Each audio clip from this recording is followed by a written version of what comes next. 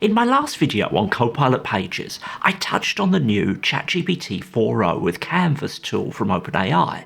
This, in my opinion, is an impressive step forward from ChatGPT as the first major user experience change since its initial release, and a signal that while we still need to focus on AI model performance, the effectiveness of these tools now also largely comes down to the flow of work that can be offered to users. In this video, I'm going to show you how to use ChatGPT 4.0 with Canvas and compare it to what I consider the closest comparable tool in Microsoft's line, Copilot in Word, at least when it comes to the task of writing text with AI. But first, a quick introduction. My name is Nick DeCourcy. I'm the owner of Bright Ideas Agency, a digital transformation consulting company focused on helping smaller businesses get the best from AI. Check out the links below if you're interested in learning more about me or my services. Now first, a little AI safety PSA. The demos in this video are going to compare me using ChatGPT under my personal ChatGPT Plus account with Microsoft 365 Copilot attached to a business account. There are distinct differences between these products, particularly in terms of defaults in how they are able to use your data. So for all businesses, and hopefully all business users, there should be considerations about data protection and user privacy that go into what AI tools you select that transcend just grabbing onto the latest feature. With that said, here I am in my ChatGPT demo, and I can access ChatGPT 4.0 with Canvas just by using the model selector at the top of the screen. I start with a prompt that opens the door to collaboration, like this one about drafting a marketing email. And when I submit this request to ChatGPT, something a little different to what we're normally accustomed to happens. A new view opens and suddenly we have what looks like a created document on the right and our chat on the left. What is special about this new capability is that alongside the long-standing ability to simply chat with ChatGPT and get updates to text it's created, I get a whole set of new controls inside this view to shortcut common processes and to add focused contextual actions to my interaction with the text. If I hover over this edit icon on the bottom right of the page, 5 options appear. Add emojis, add final polish, reading level, adjust the length, and suggest edits. Each of these essentially offers a UI-driven shortcut to a common action I might have previously taken, or still could, just using the chat with ChatGPT. Let's select reading level. I'm presented with a slider where I can simply select a reading level from graduate school down to kindergarten. And when I select the level I want, ChatGPT will rewrite the text. Similar with length, I can select it, get a slider for what I want to do and select a new length. But again, I could just come over here and type out this request. But the shortcut will save me time, and I'm sure uses optimized prompts in the background that on average are going to be more successful in achieving my goal than just in having a user type a random request to ChatGPT. I do scratch my head at the add emojis as one of the 5 shortcuts OpenAI has decided to add here, but I guess this is an indication that my preferences in using AI are not the same as many other users. Have you ever asked ChatGPT to add emojis to your text? Let me know in the comments. If I want to undo a change, I have a simple way to do this too. And something that we could never do with ChatGPT responses in line is to jump into them and manually edit them. But here I have a text editor where I can participate in writing the response. It's not the most competent text editor, but it does have basic formatting capabilities such as adding headings or marking text as bold. In this editor view, I can also select text and directly act upon what I just selected with AI. This is great for perhaps expanding one paragraph.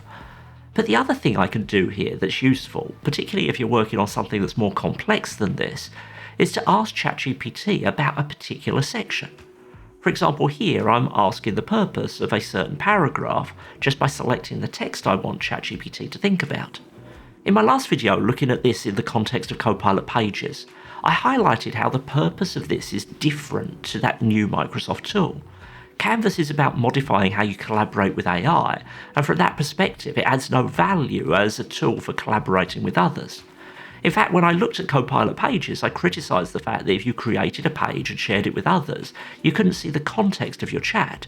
In ChatGPT 4.0 with Canvas, if you exit the Canvas view and share the interaction, all you get is the chat, no canvas. It's 100% the reverse. But we're not here to talk about pages, we're here to look at how OpenAI's new Canvas interface stacks up against Copilot in Microsoft's richest text creation and editing environment, Microsoft Word. If you're finding this video useful, it would be great if you'd hit the like button and leave a comment to help it get in front of more interested people. Also, if you'd like to see more like this, please do subscribe to the channel. Here we are in Word on the web, and I'm going to give Copilot exactly the same starter prompt as I did to ChatGPT 4.0 with Canvas. Copilot competently crafts an email, and while I don't have the easy-to-use shortcut buttons I do in Canvas, I can revise my prompt in relation to this created text to just, for example, make it shorter or to adjust it for a particular reading age.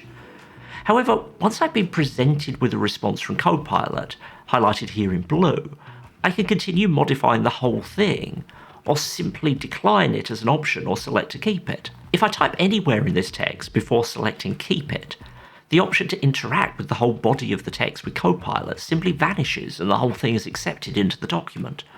Once you know this limitation, it doesn't cause too much friction in day-to-day use, but it's certainly less flexible than OpenAI's approach with Canvas, where you can simply use ChatGPT to edit the whole thing or sections as much as you like.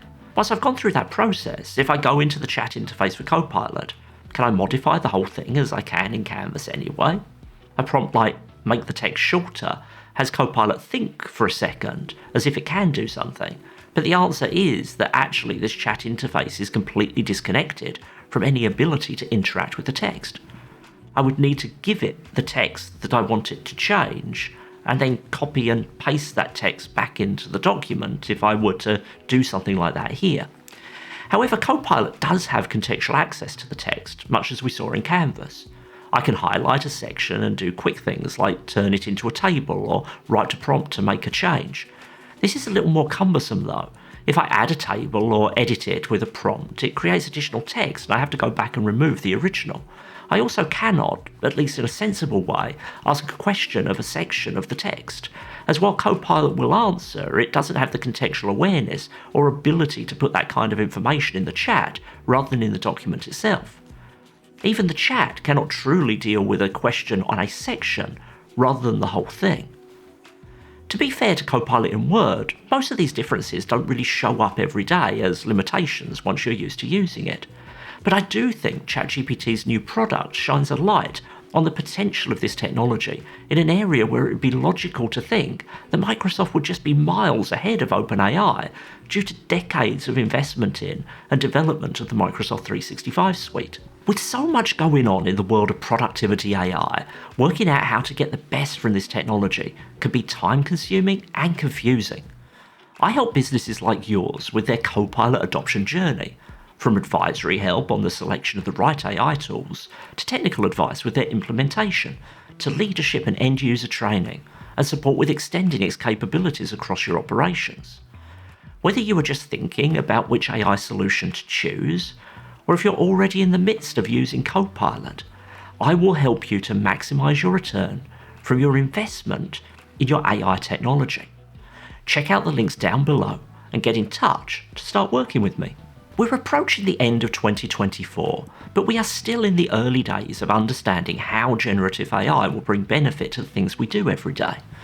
Back when Microsoft 365 Copilot was announced, it seemed logical to assume that through leveraging its immense lead in the productivity software space, by integrating these new AI technologies, Microsoft would be able to make itself an unassailable leader in bringing AI into the business space.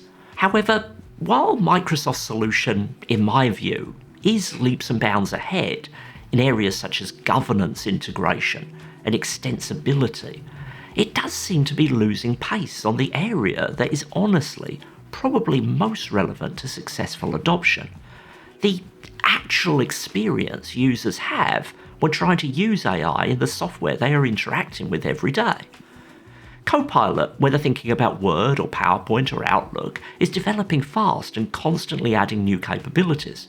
But strange decisions, like the one we saw in Word, where the chat and the document editing don't seamlessly interact with each other, expose the product to criticism when a company with no track record in the productivity software space, like OpenAI, seems to so easily come up with a solution that just feels more right than Microsoft's.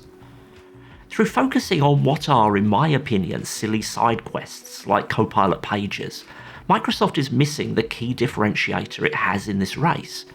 That it has its Microsoft 365 apps installed on hundreds of millions of machines, and its unrelenting focus should not be on building something new, but to truly integrating AI in an utterly seamless way into those apps their users are already familiar with and using. The depth of Copilot's integration into Microsoft 365's existing governance tools and the amazing pace of development of Copilot's extensibility framework is an important moat for Microsoft around this product set that, in my view, is still the most appropriate AI tooling for me to recommend to most businesses with Microsoft 365 already deployed. However, competitors like OpenAI or Apple are wading into that moat, and Microsoft needs to take notice. What do you think? Am I being too hard on Copilot with this comparison? Have you tried Canvas? What do you think of it? Let me know down in the comments. Thanks for watching through to the end. Until the next video, bye bye.